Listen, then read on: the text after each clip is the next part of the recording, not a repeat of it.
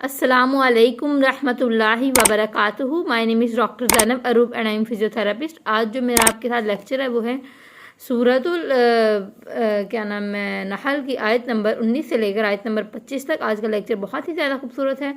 आज के लेक्चर में हम लोग क्या नाम है ये जो अहले कबूर असहाबे कबूर जो कि वफ़ात पा चुके हैं इनसे इन पीरों से जाके दुआएं मांगना और कुरान के अल्फाज में आज आपको सुनाऊंगी जहाँ पे साफ ममानियत है इससे। और उसके अलावा इंसान क्या नाम है खुद भी भटका होता है और दूसरों को भी भटकाता है, और जब दूसरों को भी भटकाता है तो वो अपने ऊपर डबल बोझ डालता है। और उसके बाद अगर हक़ के मौक़े आपके सामने इल्म के मौक़े मौजूद हों उसके बावजूद आप इल्म ना हासिल करें तो आपकी पकड़ होगी। क्योंकि ये इस बात लोगों को कहते सुना है कि हम इल्म इसलिए नहीं हासिल करते कि फिर इसकी पकड़ भी होती है। तो स्टार्ट करते हैं नहमदुहु व नसल्ली अला रसूलिहिल करीम, अम्मा बाद फ़अऊज़ु बिल्लाहि मिनश शैतानिर रजीम, बिस्मिल्लाहिर रहमानिर रहीम, रब्बि इश्रह ली सदरी व यस्सिर ली अमरी वहलुल उक़दतम मिन लिसानी यफ़क़हू क़ौली, रब्बि ज़िदनी इल्मा। बिस्मिल्लाहिर रहमानिर रहीम। शुरू करते हैं आयत नंबर 19 से। वल्लाहु, और अल्लाह जानता है जो कुछ तुम छुपाते हो और जो कुछ तुम जाहिर करते हो। अल्लाह ताला तुम्हारे ज़ाहिर को तुम्हारे बातिन को हर चीज़ को जानता है। अल्लाह ताला हर चीज़ से ख़बरदार है। अल्लाह के इल्म में हर छुपी से छुपी चीज़ है। वो तो पहाड़ों में पड़े कीड़े हैं उनके बारे में भी जानता है कि वो क्या कर रहे हैं और उनको रिज़्क़ कहाँ से देना और कैसे देना। तो मेरे अल्लाह तो उनके एक एक कदम को जानता है। तो फिर हम जो दुनिया में जो कुछ कर रहे हैं अल्लाह ताला उन सब को जानता है। और वल्लज़ीना, और जिन्हें वो पुकारते हैं सिवाय अल्लाह के नहीं वो पैदा कर सकते कोई चीज़ और वो पैदा किए जाते हैं। यहाँ पे फरमाया जा रहा है, अल्लाह ताला फरमा रहे हैं कि एक बात कान खोल के सुन लें कि खालिक इबादत किसकी करनी चाहिए। इबादत उसकी करनी चाहिए जो खालिक है, जो पैदा करता है। और जो पैदा ही नहीं कर सकता वो खालिक उसकी इबादत कैसे। मतलब अगर हम पिछली कौमों को देखें तो यहूद की कई कौमें ऐसी थी जो कि औलिया को और क्या नाम है अपने पैगंबरों को पुरस्तिश करती थी। जैसे कि हमने एक हदीस भी पढ़ी थी कि मुझे हज़रत मोहम्मद सल्लल्लाहु अलैहि वसल्लम का फरमान था कि मुझे मेरी क्या रुतबे से ज़्यादा ना बढ़ा देना जैसे पिछली कौमों ने किया। जैसे हज़रत ईसा अलैहिस्सलाम की कौम ने हज़रत ईसा के साथ किया था कि उनको रुतबे से ज़्यादा बढ़ा दिया और नौज़बिल्लाह उदा का बेटा का रुतबा दे दिया था। तो हदीस में साफ साबित है कि नबी सल्लल्लाहु अलैहि वसल्लम ने अपने बारे में जब ये कह दिया कि मुझे मेरे रुतबे से मत बढ़ाओ कि मैं अल्लाह का बंदा ही हूँ, तो फिर एक अल्लाह का बंदा ही समझना चाहिए ना। वो खालिक तो नहीं ना हो सकता, हम उनकी इबादत तो नहीं ना कर सकते। इसी तरह हम फिर अगर नबी की इबादत नहीं कर सकते तो फिर हम किसी पीर की कैसे इबादत कर सकते हैं। या किसी आयशा कौल है कि जो नाइला और असाफ है ये दो बुत जो हैं ये क्या नाम है किसी इंसान के नाम पे बनाए गए हैं। तो अल्लाह ताला कहते हैं कि जो तुम खुद चीज़ें बना रहे हो जो चीज़ें मैंने बनाई हैं तुम उन्हीं की इबादत कर रहे हो। जब वो जैसा कि वो खुद वो कुछ बना नहीं सकते तो फिर वो कैसे खालिक हो सकते हैं। और मुर्दे हैं, जिंदा नहीं है और नहीं वो शऊर रखते कि कब वो उठाए जाएंगे। आयत नंबर 21। इस आयत नंबर 21 में बड़ी ही साफ बात है। अगर कोई आपसे बहस करे तो आप सूरह नहल की आयत नंबर 21 को सुना सकते हैं कि अम्वातुन गैर अहयाई वमा यशअरून अय्यान युबअसून, कि मुर्दे हैं, जिंदा नहीं है और नहीं वो शऊर रखते कि कब वो उठाए जाएंगे।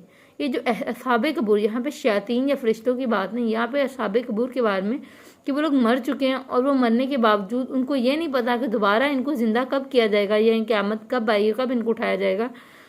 और फिर हम उन लोगों के पास जाके मतलब फातिहा करना और बात होती है, लेकिन आप जाके वहाँ पे हजरात जाएं और जाके वहाँ दुआ क्या कर रहे हैं कि वहाँ पे दुआएं क्या की जा रही हैं। वहाँ जाके दुआएं कीजिए हमारी हाजत रवा कीजिए। वो तो अपनी हाजत, वो अपनी ज़िंदगी में बीमार नहीं होते थे। वो अपनी ज़िंदगी में आप खुद देखें, अगर पीर आपकी बीमारियों का इलाज करता है वो खुद क्यों बीमार हो जाता है।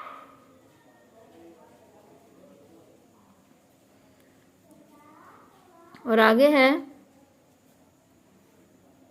और इलाहा तुम्हारा इलाहा है एक ही, तो वो लोग नहीं ईमान लाते आखिरत पर और दिल इनके इनकारी हैं और वो तकब्बुर करने वाले हैं। کہ تمہارا الہ ایک ہی ہے اور وہ لوگ ایمان نہیں لاتے اور یہ تکبر کرتے ہیں تو ان کی خوب پکڑ ہوگی۔ اور جو تکبر کے بارے میں ہے کہ حدیث ہے کہ تکبر کرنے والے قیامت کے دن ٹڈیوں کی معنی شکل میں ہوں گے، اور مطلب دیکھیں کہ ایک کتنا اکڑ کے چلتے تھے اور پھر ان کی کتنی اوقات ہے کہ ٹڈی کی معنی شکل ہوگی ان کی۔ تو اللہ تعالیٰ معاف فرمائے تکبر سے۔ تکبر کیا ہے؟ حق کا انکار کرنا۔ اور جب آپ آخرت کا انکار کر دیتے ہیں تو پھر جب آپ آخرت کا انکار کر دیں گے کہ اللہ کا الہ ہونے کا انکار کر دیں گے، ایک آخرت پہ نہیں مان لائیں گے، منصب کا انکار کر دو گے تو یہ ایک تکبر ہوا، تو پھر انسان بے حس ہو جاتا ہے، پھر انسان ہر چیز کو حقیر سمجھے گا۔ جب اتنی بڑی چیز کو کوئی ویلیو نہیں دے رہا تو پھر وہ ہر چیز کو حقیر ہی سمجھے گا۔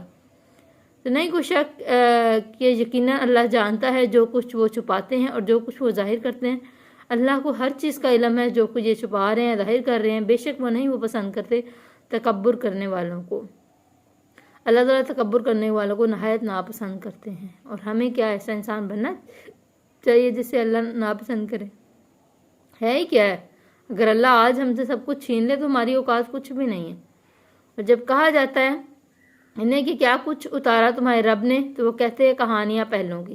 اب تکبر کا عالم دیکھیں کہ جب ایک تکبر حد سے بڑھ جاتا ہے، آخرت کا انکار، اللہ کا وحدانیت کا انکار کرتے ہیں، تو یہ بے حسی ان میں پیدا ہو جائے گی۔ جب بے حسی پیدا ہو جائے گی تو یہ قرآن کے بارے میں بھی کوئی بات کر سکتے، تو پھر اب یہ ان لوگوں نے کیا کرتے تھے؟ اصل میں جو مکہ کے لوگ تھے یہ بہت مشہور تھے کہ ان کے پاس نا مطلب بڑی اچھی کوالٹی تھی، بولنے کی صلاحیت بہت تھی، شاعر لوگ تھے، تو لوگ دور دور سے ان سے آ کے ان کے علاقے میں آتے تھے، ان سے بات کرتے تھے، اور پھر نبی کریم صلی اللہ علیہ وسلم سے ملنا چاہتے تھے، اور وہ پھر جب ان سے ملنے سے پہلے ان سے رائے لیتے تھے، اور یہ کیا کہتے تھے؟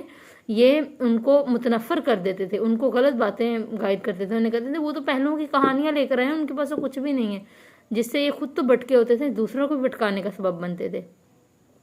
اور دیکھیں عرب کے زمانے میں لٹریچر کی بہت ویلیو تھی، لوگ ایسے عام باتوں کو کہتے تھے کہ پتہ نہیں کیوں ہمیں عجیب سی باتیں سنا، لیکن قصہ کوئی کی بہت امپورٹنس تھی، اس لیے اللہ تعالیٰ نے قرآن کو ایک قصہ کی خوبصورت وے سے بیان کیا، اور اس کو کوئی اس طرح کی قرآن کی کتاب، کوئی قرآن جیسی کوئی ایک آیت بھی نہیں کوئی لے کر آ سکا،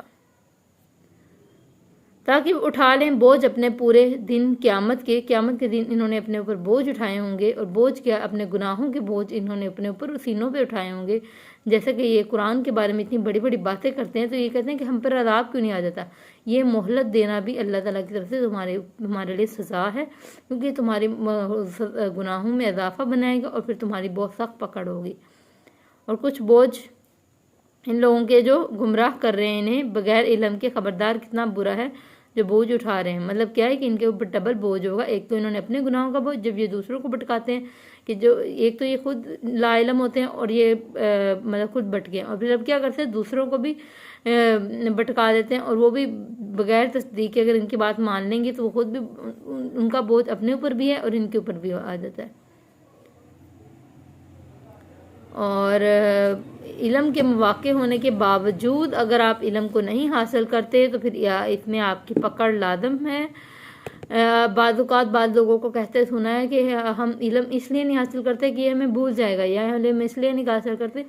دیکھیے آپ کے پاس آپ کے گھر میں انٹرنیٹ پہ میں روز ویڈیو ڈال رہی ہوں، یا اور بھی بہت لوگ ہیں ماشاءاللہ، بہت لوگ کام کر رہے ہیں، بہت خوبصورت کام کر رہے ہیں، لوگ آپ تک ایک لیسن بھیج رہے ہیں، وہ لوگ ایک اسٹرگل کر رہے ہیں۔ دیکھیں ہمیں کوئی چیز نہیں ملتی، لیکن ہمیں ایک مطلب جیسے ہمارے ٹیچرز ہمیں ملے جنہوں نے ہماری مدد کی، ہمیں علم سیکھنے میں مدد کی، اسی طرح ہم آپ کی مدد کرنا چاہ رہے ہیں کہ ہم علم پھیلائیں۔